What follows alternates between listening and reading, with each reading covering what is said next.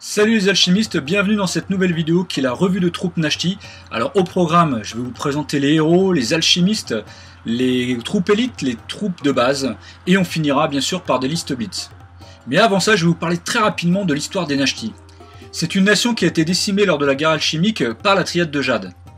Lors de cette guerre, ils ont décidé de se cacher complètement pour éviter d'être totalement tués.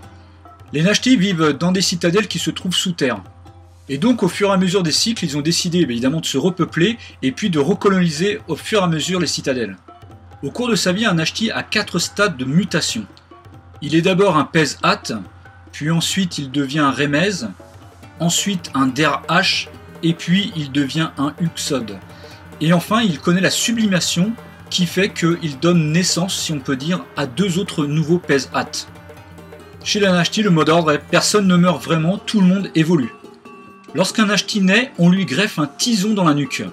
Et en fait, il va suivre tout son parcours d'évolution durant tous les cycles de mutation.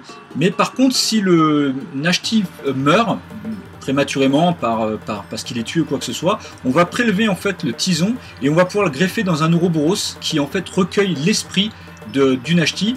Et le Ouroboros va être animé par l'alchimie et par l'esprit du Nashti qui est mort. Et pour finir, il y a les automatons qui sont contrôlés par des Nashti qui ont des objets qui permettent de contrôler les automatons grâce à de l'alchimie et aussi à la maîtrise technologique des Nashti. Si vous voulez en savoir plus, vous aurez toute l'histoire, toute la géographie, toutes les explications dans le livre de la faction Nashti. Alors voici la faction Nashti au grand complet, donc ici avec les 5 héros, les 2 alchimistes, les 2 profils troupes élites, donc ça c'est les Claphoros et ici l'étouffeur. Ici les troupes de base, donc en fait il y a pareil, là c'est le même profil, donc il y a 1, 2, 3, 4, 5 profils différents. Et puis ici pour finir les automatons, donc ce sont 2 profils différents. On va débuter donc par les héros, et on va commencer par Saskars, compagnon terrassier. Donc il a 9 points de vie, 7 en esprit, 2 en réflexe, 5 en combat, 10 en défense, 3 PA. C'est un contrôleur des automatons 4 PA. Il a une longue queue et la longe au niveau des compétences, et la table de dommages est 2, 3, 3, 4, 5, 6. Alors donc on va s'intéresser un petit peu plus sur ses compétences. Donc la première qui est contrôleur des automatons 4 PA, qu'est-ce que c'est? C'est-à-dire que il a une réserve en fait de 4 PA par tour qui sont disponibles uniquement pour les automatons. Donc les automatons, c'est les figurines que vous voyez derrière ici. Donc chaque automaton qui se trouve à moins de 8 pouces d'un contrôleur, donc en l'occurrence de Saskars, peut piocher jusqu'à 2 PA dans sa réserve. Donc c'est-à-dire que ici par exemple, si on prend cette figurine qui est ici, il va pouvoir prendre 2 PA dans les 4 PA que possède Saskars pour les automatons, et ça va permettre d'activer en fait cette figurine. Voilà, donc jusqu'à un maximum de 2 PA par automaton. Ce qui veut dire que par exemple, si vous avez ici ces 2 figurines là, les 2 automatons, chacun va pouvoir puiser 2 PA sur le Saskars, et puis ils vont pouvoir faire s'activer et puis marcher, charger, etc. Ensuite, son autre compétence, c'est la longue queue. Donc, en fait, c'est comme la compétence allonge, sauf que la portée de combat est de 2 pouces et non de 1 pouce. Donc, évidemment, c'est beaucoup plus long. Et ce qui veut dire aussi qu'il peut charger des figurines qui ont la longe, et il peut vraiment être très loin, on va dire, en contact, très loin, en fait, des figurines qu'il va charger. Donc, c'est vraiment un super avantage. Et puis, ça veut dire aussi que les figurines qui ont allonge ne pourront pas le blesser. Donc voilà, c'est super intéressant. Et donc, pour finir, évidemment, la longe qui est complémentaire avec sa longue queue. On va continuer ici avec cette figurine, donc qui est Nasfark, défenseur de Dal S. Donc lui, il a 11 points de vie, il a 7 en esprit, 3 en combat, 3 en réflexe, 6 en combat, 10 en défense, il a 4 PA. Donc vous voyez, bon, il coûte quand même 50 points, il coûte quand même assez cher. C'est une taille 3, donc vous voyez, hein, évidemment, c'est une figurine qui est beaucoup plus grande que les autres. Il est effrayant 14, il a la projection, la provocation, et sa table de dommages est 3, 3, 4, 4, 5, 6. Donc, au niveau des compétences, l'effrayant 14, c'est-à-dire que lorsqu'il vient au combat contre une figurine ennemie, ou lorsqu'une figurine ennemie vient le combattre, voilà, donc il y a un combat qui est initié contre lui, et bien la figurine va devoir faire un jet d'esprit, c'est-à-dire jeter 2 dés de son état de santé plus additionner son esprit, et il va falloir qu'il fasse 14. S'il n'arrive pas à faire 14 ou plus, il aura un dé malus à tous ses jets, tant qu'il sera en combat contre Nasfark. L'autre compétence qui est projection, donc c'est une fois par tour au cours de son activation, Nasfark il peut dépenser 1 PA pour effectuer un jet de combat en opposition avec une figurine adverse en contact. Alors attention, il ne faut pas que la figurine soit en allonge. Et en cas de réussite, la figurine adverse est repoussée à une distance en pouces équivalente à la différence entre les deux résultats. C'est-à-dire qu'on fait un jet de combat, donc Nasfark jette 2 dés plus sa valeur de combat, l'adversaire fait pareil. Et si par exemple Nasfark fait plus que l'adversaire va être repoussé d'autant la différence entre les deux jets, avec un maximum de 4. Ça veut dire que, et évidemment, il perd autant de points de vie que la différence des résultats, du résultat. Donc ça veut dire qu'il peut perdre jusqu'à 4 points de vie. Et la figurine est projetée, éloignée, dans la direction opposée au socle de Nasfark. Il n'y a pas de désengagement à faire, et si la figurine entre en contact avec un obstacle, elle s'arrête. Si c'est une figurine adverse, elle est placée au plus proche sans être au contact. Et pour finir, la dernière compétence de Nasfark, c'est la provocation.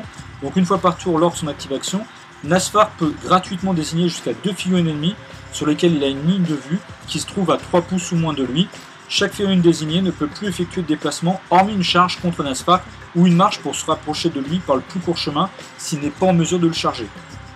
Alors l'effet prend fin si Nasfark n'est plus dans les 3 pouces de la figurine ou s'il provoque d'autres figurines. Voilà, les figurines dotées de la compétence sans peur sont immunisées contre cette compétence.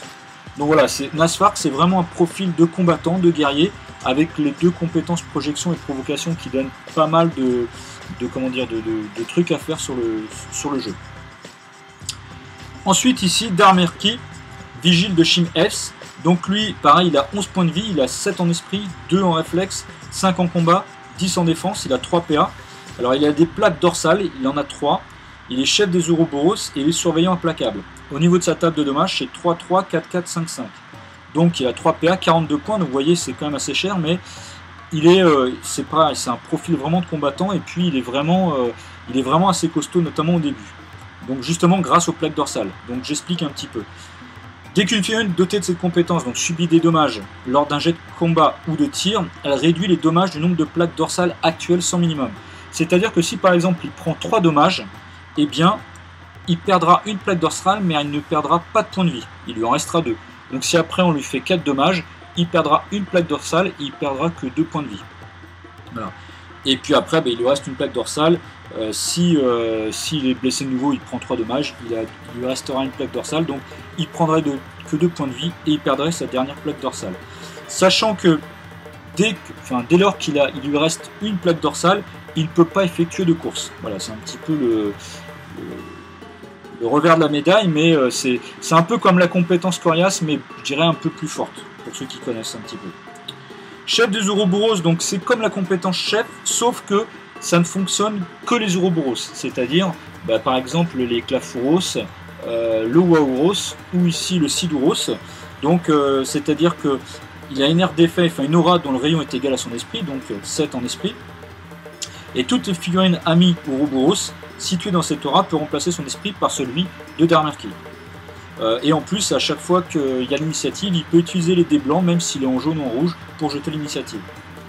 Et pour finir, donc la compétence vraiment qui est un peu unique pour lui, c'est surveillant implacable. Donc une fois par tour, lorsqu'une figurine ennemie termine un mouvement, que ce soit une marche, une course, un engagement, une charge, Darmerki peut utiliser cette compétence, donc surveillant implacable, pour effectuer gratuitement une charge contre elle. Si la figurine est hors de portée de charge, la compétence n'a pas d'effet, elle ne pourra plus être utilisée dans le tour.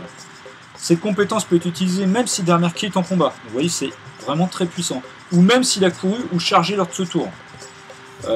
Par contre, elle ne met pas flanc au déplacement, c'est-à-dire que si il est déjà en combat, qu'il utilise la compétence surveillant implacable, il pourra malgré tout charger après. Donc ça veut dire qu'il peut charger effectivement 2 fois lors du tour. Par contre, s'il quitte un combat, il effectue un jet d'engagement normalement. Et si la figurine ennemie effectue une charge, le combat contre Darmerki est résolu en premier. Évidemment, cette compétence ne peut pas être utilisée si Darmerki est la cible de la charge. Voilà, donc c'est vraiment un profil intéressant avec pas mal de choses et notamment surveillant implacable qui est vraiment assez redoutable. Ensuite, ici, on continue avec Soulkorz, chef expérimentateur de base S. Donc lui, il a 8 points de vie, il a 8 en esprit, 5 en réflexe, 2 en combat, 12 en défense, 4 PA. C'est un alchimiste du cercle extérieur feu et sa compétence est exubérant. La table de dommages c'est 1-1, 2-2, 3-3. Donc vous voyez, c'est vraiment pas un profil de combattant, hein, avec 2 en combat, une petite table de dommages qui est assez classique pour un alchimiste. Voilà, par contre vous allez voir, tout va résoudre, enfin tout son enjeu va être en fait dans son alchimie. Déjà donc, bon, alchimiste du sexe extérieur feu, c'est-à-dire à la fin d'une action, lorsqu'il arrive à 1 pouce ou moins d'un composant feu, ben, il en récolte 4. Si c'est un composant qui n'est pas de son essence, c'est-à-dire air, eau ou terre, il en récoltera que 2. La compétence exubérant, c'est lorsqu'une figurine adverse veut effectuer un tir lors de son activation et qu'elle possède une ligne de vue sur Soul Cores, elle est obligée de tirer sur lui, même s'il est hors de portée. Donc voilà, c'est un peu un aimant à tir, on va dire, ce qui veut dire aussi que ce qui est super intéressant parce qu'il va protéger en fait les figurines taille 3, des choses comme ça. Par exemple, si vous recrutez l'étouffeur avec lui, les figurines adverses qui vont vouloir tirer sur l'étouffeur, ils seront obligés de tirer sur Soul Cores s'ils l'ont en ligne de vue. Donc c'est super intéressant. De plus, donc là on va passer à son alchimie. Vous allez voir, en fait c'est bien combiné avec son alchimie. La première formule qui est reflérisée, donc il n'y a pas besoin de concentrer, c'est juste un élément feu, donc c'est les triangles hein, pour lancer la formule, c'est automatique. Donc la formule cible l'alchimiste lui-même, donc Soul Cores. Il reçoit 2 marqueurs reflérisés. Donc lorsqu'il est pris pour cible par un ou plusieurs tirs simultanés, il peut dépenser un marqueur reflet pour annuler les bonus de visée éventuels des tireurs et faire un jet de réflexe pour chaque tir. Si le jet de réflexe il est égal ou supérieur au jet de tir, le tir ne fait pas de dommages. Donc vous voyez, c'est super intéressant, c'est super puissant, et évidemment c'est super bien combiné avec sa compétence exubérant. Au niveau des améliorations, donc c'est 2 pierres pour un marqueur reflet supplémentaire, ça veut dire qu'il peut avoir 4 marqueurs reflets irisés s'il fait les 4 pierres pour 2 améliorations. Et la deuxième, donc c'est diffraction énergétique, donc là il avait besoin d'être concentré 1 pour lancer cette formule, il faut qu'il dépense 3 éléments feu. La formule ici est automatique. Donc l'alchimiste place un marqueur d'1 pouce de diamètre dans sa ligne de vue. Toute figurine se trouvant entre le socle de l'alchimiste et le marqueur subit un nombre de dommages qui dépend de sa distance avec l'alchimiste et du niveau de concentration de celui-ci. Donc le marqueur est retiré après la résolution du dommage. Donc, lorsque par exemple il est concentré 1 et qu'il va lancer cette formule, par exemple admettons qu'il place le marqueur ici, vous voyez donc là il est ici, je place le marqueur là, c'est-à-dire que toutes les figurines qui vont se trouver entre lui et jusqu'à 4 pouces vont prendre un dommage. Vous voyez, donc par exemple, ça veut dire que lui et lui prendront un dommage, donc lui, je sais pas, il est peut-être aussi dans les 4 pouces, je prendrai aussi peut-être un dommage. Par contre, s'il est concentré 4 et qu'il place un marqueur ici, c'est-à-dire que toutes les figurines qui vont se trouver entre les deux vont subir des dommages différents. Puisque lui, il a 1 pouce ou moins les figurines qui sont jusqu'à 4 pouces ou moins de lui, vont subir 4 dommages. Donc lui il subirait 4 dommages, lui s'il a 4 pouces ou moins il subit 4 dommages, et par exemple s'il y avait une figurine qui était ici, qui se trouve je sais pas moi par exemple à 10 pouces, et bien il prendrait 2 dommages. Donc ça veut dire que plus les figurines sont proches de Soul Cores, plus elles vont prendre de dommages. Mais c'est extrêmement puissant parce que si vous avez des figurines adverses qui sont en ligne par rapport au point que vous allez cibler et par rapport à Soul Cores, vous allez pouvoir faire 4 dommages, 3 dommages, 2 dommages, 1 dommage, c'est super puissant.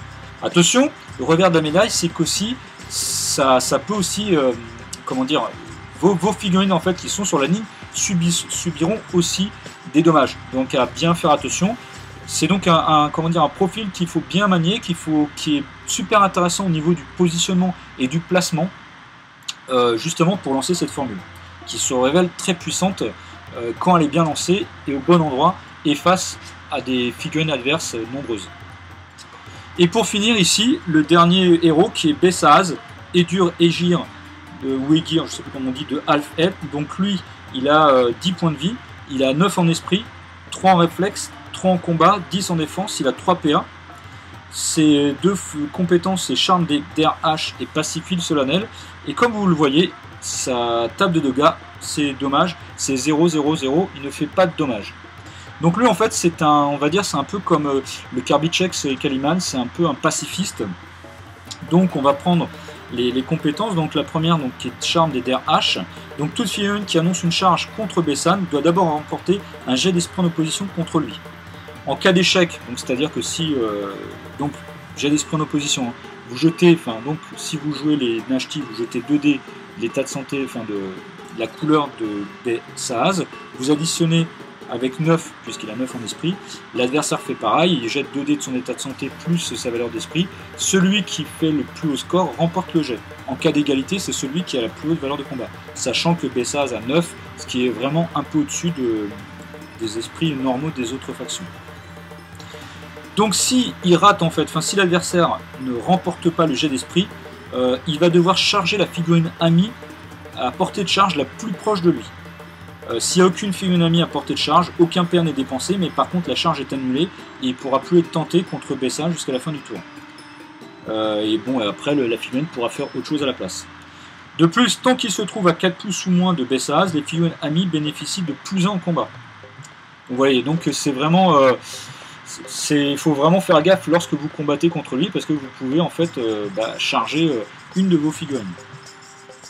Et puis pacifiste solennel, donc une figurine possédant cette compétence ne peut pas charger, donc vous ne pouvez pas charger avec Bessaz. Par contre vous pouvez jouer que inactif ou parade en combat. Donc voilà, donc il n'a pas une très grosse défense, il faut faire gaffe, mais évidemment l'adversaire qui va essayer de se risquer à charger Bessaz prend vraiment un gros risque d'aller charger ses propres figurines. Alors on passe maintenant aux alchimistes, donc il y en a 2, hein, l'Arosté et le maître de l'eau foudre. On va commencer donc par l'Arosté. Donc voilà, lui il n'a pas beaucoup de points de vie, hein, comme vous le voyez, il en a 5, 7, il coûte que 22 points. Il a 8 en esprit, 3 en réflexe, 2 en combat, 10 en défense, il a 2 PA. C'est un alchimiste du cercle extérieur et il a la compétence confusion. Sa table de dommages c'est 1, 1, 1, 2, 2, 3. Vous voyez donc là aussi clairement ce n'est pas un combattant. La compétence confusion, c'est-à-dire que tant qu'elle se trouve à 4 pouces ou moins d'Arosté, les figurines ennemies ont moins en esprit pour tout jet associé à cette caractéristique. Voilà. Et au niveau de son alchimie, donc il a une seule formule alchimique, mais vous allez voir qu'elle est super intéressante, c'est la fusion thermique, donc il n'a pas besoin d'être concentré pour la lancer. Ça va dépenser 2 éléments feu, ça va cibler des figurines ennemies et figurines amies qui se trouvent jusqu'à 6 pouces de lui. Et si la figurine ennemie est dotée d'une compétence dans la liste qui est sur la carte, ça permet de copier la formule et de transmettre à une figurine amie jusqu'à la fin du tour. Donc c'est allonge, bon, bot, donc c'est les cartes de combat, chef, coriace, effrayant, enchaînement, expert, feinte, furtivité, garde, maître combat, maître tir, perce armure au combat, perce armure tir, pisteur, sans faille, sans peur, tireur émérite. Vous voyez, il y a quand même pas mal de compétences qui peuvent être copiées et données à une figurine amie. Et ensuite au niveau des améliorations, c'est 2 pierres pour une cible amie supplémentaire à portée et 2 pierres pour une compétence supplémentaire de la figurine ennemie. Donc c'est vraiment très puissant parce que si vous copiez, je sais pas moi par exemple l'enchaînement sur une figurine adverse, vous pouvez donner ça à l'étouffeur ou bien un clafouros. Il y a vraiment des combos très forts à faire. C'est vraiment très puissant. Par contre, ce que je vous conseille, c'est évidemment d'essayer de concentrer au maximum en fait l'Arosté parce qu'il va falloir que vous passiez l'esprit de la figurine adverse. Donc vous allez jeter 2 dés plus votre niveau de concentration. Alors en plus c'est un peu combiné avec la confusion parce que si vous vous trouvez à 4 pouces ou moins de l'ennemi, il aura moins 1 en esprit. Voilà, là c'est un côté intéressant. Donc ça se révèle très puissant. Voilà, par contre ça fait un peu c'est un peu risqué pour vous qui jouez l'Arosté parce qu'il faut que vous soyez quand même assez proche, au moins 6 pouces des ennemis. Donc voilà, il faut bien savalement le doser. On continue ensuite avec le maître de l'eau foudre, donc lui il a 9 points, pardon, il coûte 30 points, donc il a 7 en esprit, 2 en réflexe, 2 en combat, 11 en défense, 3 PA, c'est aussi un alchimiste du cercle extérieur feu, il est inifuge et sa table de dommage c'est 1, 1, 2, 2, 2, 3. Donc, vous voyez pareil, c'est pas vraiment un combattant, hein, faible valeur de combat, voilà. La compétence inifuge, c'est qu'en fait il est doté il ne subit pas les dommages de la lave, ce qui vont être justement les 2 formules alchimiques qu'il va lancer. Donc la première qui est flaque magmatique, donc c'est 2 feux, 2 éléments feu pour la lancer, c'est jusqu'à 6 pouces, c'est automatique, donc on va placer une flaque magmatique jusqu'à une distance de 6 pouces de lui. Il doit avoir une ligne de vue sur la flaque, et il ne peut pas être placé en dessous d'une figurine amie autre que l'alchimiste. Une flaque magmatique est représentée par un marqueur de 2 pouces, donc vous voyez par exemple, j'ai des petits marqueurs, c'est un petit marqueur comme ça. Et donc, les figurines qui vont passer dedans vont subir un dommage, alors que ce soit aussi bien vos figurines que les figurines ennemies. la formule dure jusqu'à la fin du tour.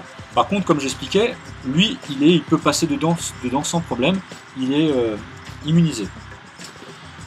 Au niveau des améliorations, c'est 2 pierres pour une flaque supplémentaire, ou 2 pierres pour un dommage supplémentaire sur la plaque que vous avez lancée. Par exemple, ça veut dire que si vous lancez qu'une plaque, vous allez pouvoir faire une plaque avec 3 dommages. Ça peut être intéressant si par exemple vous mettez ça entre 2 décors, et voilà, et vous allez mettre ça entre 2 décors, et l'adversaire, s'il est peut-être obligé de passer par là, bah, il va en gros sans doute subir 3 dommages. Ou bien par exemple vous allez pouvoir faire 2 flaques magmatiques, pourquoi pas l'une à côté de l'autre, et de mettre avec l'amélioration, donc 2 pierres déjà pour une flaque supplémentaire, et 2 pierres pour un dommage supplémentaire. C'est-à-dire que chaque flaque va faire 2 dommages. Ou alors, autre amélioration, c'est-à-dire voilà, vous lancez 3 flaques et chacune fera un dommage de dégâts. Et la deuxième formule qui est coulée de lave, donc là il faut être concentré 2 pour la lancer. Pareil, ce n'est que 2 éléments feu pour la lancer, c'est automatique. Donc l'alchimiste plaque un gabarit rectangulaire d'1 pouce de largeur de 4 pouces de longueur au contact de son socle. Donc vous voyez par exemple, c'est aussi un gabarit de cette façon. Voilà, donc vous mettez collé à son socle. Toute figurine qui se trouve ou qui passe dans la coulée de lave subit un dommage. Et la coulée de lave reste jusqu'à la fin du tour. Voilà, donc par exemple si ici il y avait une figurine, hop, vous placez le gabarit et la figurine prend un dommage. Et au niveau des améliorations, c'est donc 2 pierres pour un pouce supplémentaire de longueur. Ça veut dire que vous allez pouvoir faire même carrément 2 pouces supplémentaires et encore 2 pouces supplémentaires carrément, donc vous pouvez faire un gabarit de 8 pouces mais qui fera un dommage. Ou bien vous pouvez faire 2 pierres pour une coulée de lave supplémentaire, c'est-à-dire que par exemple vous pouvez mettre ici une autre flaque. Voilà, donc ça veut dire que si vous avez plusieurs figurines qui sont à côté, elles vont prendre tout un dommage. Et ou 2 pierres pour un dommage supplémentaire. Donc là, admettons, si on prend ici cette configuration, je ferai 2 pierres pour une coulée de lave supplémentaire et 2 pierres pour un dommage supplémentaire. Ça veut dire que cette figurine prendrait 2 dommages et celle-ci 2 dommages. Ou alors, comme je pense que vous l'avez compris, on fait qu'une seule flaque, qu'une seule coulée de lave, pardon, mais vous faites l'amélioration 4 pierres pour 2 dommages supplémentaires. Ça veut dire que cette figurine prendrait 3 dommages. On passe aux troupes élites, donc on va commencer par le Clafouros de Shim-Epps, sachant que vous pouvez en recruter 2. Donc il a 9 points de vie, il a 5 en esprit, vous voyez c'est très faible, 3 en réflexe, 5 en combat, 9 en défense, il a 3 PA. Il a plaque dorsale, il a 3 plaques dorsales, donc de la même manière que j'expliquais tout à l'heure pour Damerki. Par contre il a aussi la plaque immutable, j'ai expliqué, et donc au niveau de sa table de dommage c'est 3-3, 4-4, 5-5. Donc la plaque dorsale, je ne reviens pas dessus parce que j'ai déjà expliqué tout à l'heure. Par contre la plaque immutable, c'est-à-dire que il n'enlève pas sa dernière plaque dorsale. La dernière plaque dorsale reste toujours. Donc ça veut dire que cette figurine ne pourra jamais courir et ça fait un peu comme un coriace, il aura toujours un dommage d'enlever. Par contre, contrairement au coriace, c'est-à-dire que si vous lui faites un dommage, il ne subira pas de dommage avec sa dernière plaque dorsale. Donc il coûte 32 points, c'est vraiment un profil de combattant très fort, très résistant, qui fait aussi beaucoup de dommages comme vous voyez sa table de dommages. Voilà, par contre il a 9 en défense, il a aussi 5 en esprit, donc il est évidemment très facile de lancer des formules sur lui, et puis aussi après les adversaires vont pouvoir les améliorer sur les figurines adverses supplémentaires, donc il faudra faire attention, c'est un petit peu le seul revers de la médaille. Ensuite l'étouffeur, ici l'étouffeur de Dal-Efs, donc lui il a 11 points de vie, il a 6 en esprit, 2 en réflexe, 5 en combat, 9 en défense, 3 PA. Il est effrayant 14, et il a aussi l'étouffement, et au niveau de sa table de dommages c'est 3, 3, 4, 4, 5, 6, il coûte 40 points. Donc l'effrayant je ne reviens pas dessus, tout à l'heure je vous ai expliqué aussi un petit peu ce que c'était, donc c'est à dire que dès lors qu'il va être en combat contre une figurine adverse, et si la figurine adverse rate en fait son jet d'esprit, bien elle aura un démalus à tous ses jets.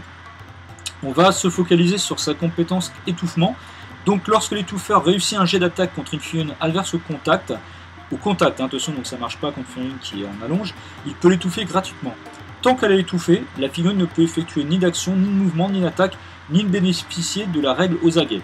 Et pendant son activation, la figurine étouffée peut effectuer des jets de combat en opposition avec l'étouffeur en dépensant 1 PA pour chaque jet. Par contre, l'étouffeur, lui, ne dépense pas de PA pour effectuer du jet de combat en opposition. L'étouffement prend fin dès que l'étouffeur perd un de ses jets, ou si une des deux figurines est déplacée, ou s'il étouffe une autre figurine à la place. Et une figurine amie qui finit une action contact de la figurine étouffée peut gratuitement mettre fin à l'étouffement. Vous voyez, donc ça c'est très balèze, c'est-à-dire que lorsque vous allez être au contact contre une figurine adverse et que vous réussissez à l'étouffer, à la limite vous allez pouvoir taper dessus, elle ne pourra rien faire, elle subira, elle ne peut rien faire. Donc c'est assez cruel, mais voilà, ça démontre bien en fait cette compétence étouffement. Donc voilà, c'est une figurine vraiment balèze, bon, qui coûte 40 points, voilà, qui est très costaud, qui est vraiment taillé pour le combat. Donc ici on passe aux troupes de base, on va commencer par le Nasabreur de Zein. Donc il a 10 points de vie, non pardon, 9 points de vie, 7 en esprit, 4 en réflexe, 3 en combat, 12 en défense, c'est 2 PA. Sa table de dommages, vous allez voir, donc comme vous voyez elle est très bizarre, c'est 3-2, 3-4, 3-4, et la compétence est sournois. Alors il coûte 23 points, vous pouvez recruter deux de ces figurines dans votre troupe, Blitz ou Origine. Alors le sournois, qu'est-ce que c'est? C'est-à-dire qu'une figurine qui possède ces compétences peut choisir 2 cartes de combat lors d'un combat, et après révélation des cartes de combat, vous pouvez choisir la carte de combat que vous voulez parmi les deux. Donc ça, évidemment ça vous donne un gros avantage, parce que par exemple vous choisissez, je sais pas moi, une carte normale et une brutale, et si votre adversaire, voilà, une fois que vous révélez les cartes, si votre adversaire a joué une brutale, ben, vous pouvez choisir pour la normale. Donc ça vous donne potentiellement plus de chances de choisir la bonne carte face à l'adversaire. Et si en plus l'adversaire joue inactif ou parade, le sournois peut choisir sa carte d'attaque après avoir fait son jet de combat. Donc par exemple vous faites, je sais pas moi, vous jouez une brutale et une rapide, admettons que l'adversaire est inactif, vous lancez les dés, et simple, donc si vous réussissez à blesser, c'est qu'une fois que vous réussissez à blesser, que vous regardez si vous faites la rapide ou la brutale. Et là où c'est intéressant, c'est que par exemple, je sais pas si vous faites, je sais pas, par exemple une épée et une masse, bah, par exemple vous allez choisir de faire une brutale pour faire 4 de dommages. Vous voyez aussi par exemple vous faites, je sais pas, vous faites une rapide et puis une normale et que vous lancez les dés et que ça vous donne une épée et une hache, bah, vous allez prendre la rapide comme ça vous fera la double épée et pour 3 dommages. Vous voyez donc un profil assez intéressant, assez subtil à jouer, mais vraiment le truc super intéressant, voilà, c'est l'histoire des 2 cartes de combat qui peuvent être jouées. On passe ensuite au Narêtre de Al-Efs. Donc lui il a 9 points de vie, il a 7 en esprit, 5 en combat, 5 en réflexe, 4 en combat, 11 en défense, il a 2 PA. La longe, la double attaque, vous voyez là sa table de dommages aussi un petit peu bizarre, 2, 2, 4, 3, 3, 5. Donc lui, bon la longe ça vous connaissez, donc déjà la figurine coûte 26 points, vous pouvez aussi en recruter 2 dans votre troupe. Et par contre voilà la compétence un peu unique de cette figurine, c'est la double attaque. Donc chaque fois que la figurine dotée de cette compétence joue une carte autre que inactif, elle peut utiliser cette compétence pour gagner une carte de combat gratuite autre que inactif contre une autre figurine avec qui elle est déjà aussi en combat. L'utilisation de cette compétence s'annonce avant de dévoiler la carte de combat, et les combats s'effectuent l'un après l'autre. Par contre, la figurine réduit sa valeur de combat de 1 pour les 2 combats. C'est-à-dire que si, admettons, vous êtes au combat contre ces 2 figurines, vous dites ok, je combats ces 2 figurines, vous dépensez 1 PA, et vous allez faire d'abord un combat avec celui-ci, et ensuite un combat avec l'autre. C'est-à-dire que pour un PA, vous combattez en fait 2 figurines. Et ça fonctionne aussi lorsqu'on vous combat, c'est-à-dire même quand ce n'est pas vous qui êtes la figurine active. C'est-à-dire lorsque, si admettons c'est à un adversaire de jouer et qui vous attaque, ben, vous pouvez décider d'utiliser cette compétence et vous allez faire un combat contre la figurine qui vous attaque et après contre l'autre figurine. Donc voilà, c'est super intéressant, d'autant plus c'est super intelligemment bien combiné avec la longe. Donc voilà, c'est super puissant, vous pouvez voilà, pour un PA faire finalement 2 combats, et si en plus vous avez la longe et que les figurines adverses n'ont pas la longe, là c'est tout bénef, je dirais. On continue avec le Wow Rose de Shin Fs. Donc lui il a 9 points de vie, il a 5 en esprit, 2 en réflexe, 2 en combat, 10 en défense, 2 PA. Il a une arme de tir qui est le Kamiops, qui a 4 en valeur de tir et qui peut tirer jusqu'à 15 pouces. Et sa compétence c'est trompe de feu. Donc au niveau de la table de dommages en combat c'est 0, 0, 1, 1, 1, 2. Et au niveau du tir c'est 1, 2, 3, 3, 4, 5. Donc bon, vous voyez, c'est vraiment un profil orienté sur le tir et pas du tout sur le combat. Et au niveau de la trompe de feu, donc lorsque lorsque cette figurine a cette compétence, elle peut décider de réaliser 2 jets de tir au lieu d'un seul en utilisant les dés de santé inférieur à son niveau de santé actuel. C'est-à-dire que lorsque vous êtes en blanc, vous pouvez décider de tirer en jaune, ou lorsque vous êtes en jaune, de tirer en rouge. Donc vous ferez 2 jets de tir en état jaune au lieu d'un jet de tir en état blanc, ou 2 jets de tir en état rouge au lieu d'un jet de tir en état jaune. Cette compétence et ses effets si la figurine est en état rouge, évidemment en rouge vous ne pouvez pas activer cette compétence, et les 2 jets sont traités comme 2 jets de tir simultanés sur la même cible, ça fonctionne aussi en réaction. Donc ça veut dire qu'en fait vous faites pour un PA 2 tirs au lieu d'un seul, par contre c'est rétrogradé au niveau d'état de santé. Mais ça fonctionne plutôt pas mal. Sachant que vous pouvez recruter cette figurine qu'une seule fois et qu'elle coûte 26 points. Ensuite ici le Siduros de Shin Fs, donc lui il a 8 points de vie, 5 en esprit, 2 en réflexe, 4 en combat, 11 en défense, il a 2 PA. Il a aussi des plaques dorsales, lui il n'en a que 2. Il est garde Nashti et protecteur. Au niveau de sa table de dommages c'est 1, 2, 2, 3, 3, 4. Donc la plaque dorsale, je reviens pas dessus, j'ai déjà expliqué tout à l'heure. Par contre il n'en a que 2. Garde Nashti, donc ça va fonctionner que contre les Nashti, ça veut dire que ça ne fonctionne pas sur les Ouroboros, tels que le Wauros ou par exemple Darmerki ou bien les Clafouros. Donc cette compétence c'est comme la compétence garde si vous connaissez, donc ça cible un Ourobo, une figurine Nashti qui se trouve à 2 pouces ou moins de lui, et lorsque cette figurine est chargée, qu'on lui tire dessus, qu'elle a une formule ou un engagement, le garde peut prendre sa place gratuitement. L'emplacement des 2 figurines est échangé et aucun mouvement de réaction de tir ne peut être joué par le garde. Cette compétence est sans effet si le garde est déjà en combat ou s'il est lui-même ciblé par la même action que la figurine qu'il garde. Son utilisation se déclare après que tous les effets de l'action ont été annoncés, par exemple les améliorations de formule. Et la compétence protecteur, en dépensant 1 PA, il peut utiliser la compétence garde Nashti même s'il est en combat. Donc il effectue un désengagement. Son socle et celui des figurines adverses sont déplacés au minimum pour ne pas être au contact, et la compétence garde Nashti est ensuite résolue. Donc voilà, c'est vraiment un profil de protection qui est super intéressant parce que vous pouvez garder par exemple le héros Nasfar ou bien un Nashti, voilà, que ce soit un sabreur, un reître, voilà, ou un alchimiste ou bien un héros, c'est super intéressant. Par contre, comme je disais, vous ne pouvez pas protéger, vous ne pouvez pas garder en fait des Ouroboros ou des automatons.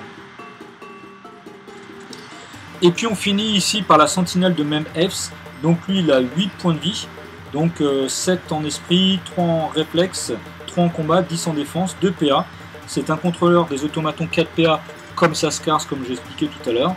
Sa table de dommages c'est 1, 2, 2, 3, 3, 4, donc je réexplique vaguement si vous n'avez pas regardé les héros. C'est-à-dire qu'en fait des automatons qui vont se trouver dans les 8 pouces autour en fait d'une sentinelle vont pouvoir puiser 2 PA dans sa réserve des 4 PA disponibles par tour pour les automatons, et ils vont pouvoir s'activer grâce à ça. Sachant en fait que vous pouvez recruter 2 sentinelles de même Fs en fait dans une troupe et que chacun coûte 18 points. Alors on continue avec les automatons.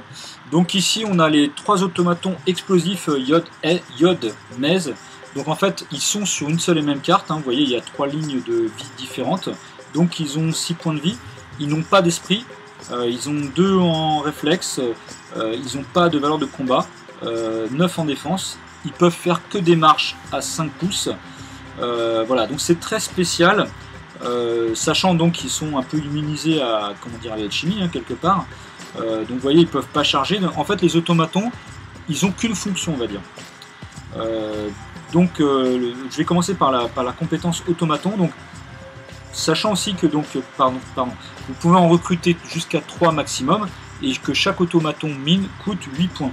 Et par contre, il n'y a qu'une seule carte. Donc un automaton n'est pas considéré comme une figurine en jeu pour les conditions de victoire, ne fait pas partie de la troupe. C'est-à-dire que si vous éliminez toutes les figurines Nashti, mais qu'il reste que 2 automatons, c'est match nul obligatoirement parce qu'ils ne font pas partie de la troupe. Donc hormis s'il possède la compétence en autonomie, mais ça c'est pour un autre profil qui arrivera, il ne peut pas remplir les conditions de scénario, donc ils ne peuvent pas jouer le scénario. Il ne peut pas être la cible de formule et il ne peut pas effectuer de jet ou d'action s'il ne possède pas la caractéristique associée. Donc vous voyez, comme il n'a pas en esprit, il n'a pas d'esprit, ils ne peuvent pas subir de formule alchimique. Et par exemple, s'il y a une figurine qui est en combat contre eux, s'ils se désengagent, mais comme ils n'ont pas de valeur de combat, ils ne peuvent pas taper gratuitement, éventuellement s'ils gagnent le jet de réflexe. Lorsqu'une carte automaton est activée, au moins un automaton doit effectuer une action. Donc comme j'expliquais, ils doivent puiser en fait des PA chez les contrôleurs. Donc dès lors que vous activez la carte, il y a au moins un automaton qui doit être activé et au moins dépenser un PA. Voilà. Les autres automatons associés à la carte ne sont pas tenus de le faire, hein, donc pas obligé de puiser chacun un PA. Mais si aucun automaton ne peut effectuer d'action, l'activation de la carte est annulée et c'est au même joueur d'activer une carte, donc une autre carte.